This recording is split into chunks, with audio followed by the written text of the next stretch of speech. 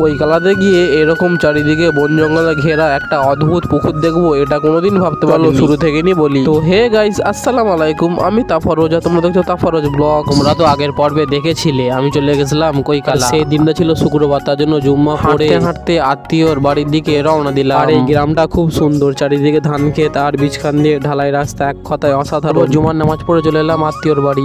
চলে এলাম এমন জায়গাতে যেটা দেখলে তোমাদেরও গা ছমছম করবে, চারিদিকে বাঁশবাগান আর বাঁশবাগান। যাই হোক, তারপর বিকাল হতে আমি একটুখানি ঘুরতে বেরিয়েছিলাম। চোখে বললো একটা প্রাচীন পুকুর, পুকুরটা চারিদিকে জঙ্গলে ঘেরা আর বিছখানে একটা পুকুর, কথায় জাস্ট অসাধারণ। আর এই গ্রামটা কেমন জানি একটা গ্রাম, চারিদিকে জঙ্গল, যেই দিকে তাকাচ্ছি সেই দিকেই জঙ্গল। আর আমার বারে বারে মনে হচ্ছে আমি যেন চলে এসেছি আফ্রিকার জঙ্গল। আর এই রাস্তাটা দেখো, বিছখান দিয়ে পিচ রাস্তা, চারিদিকে জঙ্গল, দূর দূর পর্যন্ত কোনো মানুষ। এই গ্রামটা কেমন জানি একটা গ্রাম। যাই হোক, তারপর সন্ধে হতে চলে আসি কৈকালা স্টেশনে। এখানে কিছু কেনাকাটা ছিল। আর এই স্টেশনটা কেমন জানি একটা ফাঁকা, চারিদিকে লোক নেই, কেমন ফাঁকা স্টেশন। যাই হোক, তারপর আমাদের কেনাকাটা সেরে আত্মীয়র বাড়ির দিকে রওনা দিলাম।